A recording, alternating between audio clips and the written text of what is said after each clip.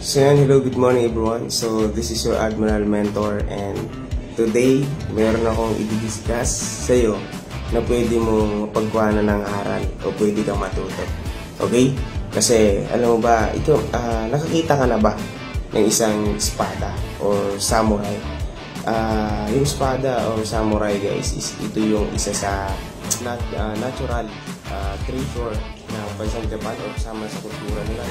Pero alam mo ba, yung espada niya na kung isang katana, sobrang ganda, sobrang dilaw, silver, ganda ng shape, tapos napakatalas, napakatulis, napakatalim.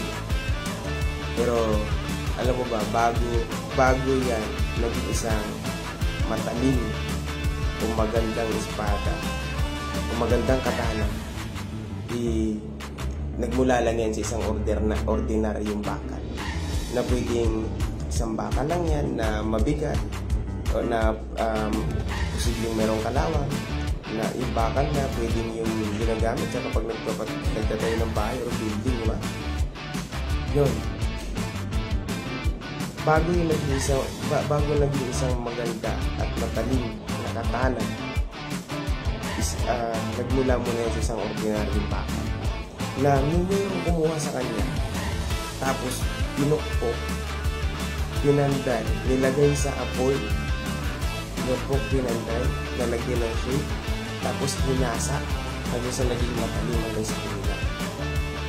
So, kumbaga kung i-connect natin sa negosyo natin o sa negosyo na pinabibilangan mo ngayon o dito sa negosyo natin, ikaw nag-uumpisa ka dito as walang alam o isang ordinary, okay? Isang ordinaryo. Kaya sa ngayon, bilang nag-uumpisa ka pa lang, normal lang na wala ka pang alam, na hindi ka pa magaling, na inaaral mo pa lang. Kaya ang gawin mo lang, magpapanday ka lang.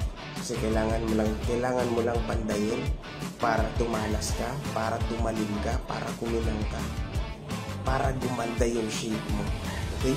Kumbaga, na magpapanday sa'yo, walang iba kundi yung mentor. Kapag yung mentor mo, kinukulit ka niya, mag-training ka, attend ka ng ganitong training, aralin mo to, aralin mo yan.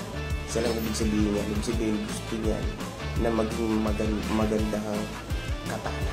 Ibig sabihin, gusto niya na, gusto niya na maging matalim ka. Okay? Dito pa unti-unti, habang kaka-attend mo ng training, kakasubok ng mga pinapagawa sa'yo, doon ka gumagaling, doon ka tumatalas, doon ka tumatalim. Nakuha mo? Kumbaga, dito ko parang nag-umpisa na sa ordinaryong bakal hanggang sa naging isang maganda at matalim na katana. Ikaw naman bilang tao, nag-umpisa bilang isang ordinaryong tao hanggang sa maging isang extraordinaryong milyonaryo dito sa negosyo pinagawa natin. Kaya ikaw, papanday ka lang kaya okay na ito. Okay? Para maging maganda, maging matalim yung buhay mo. Okay? That's all guys.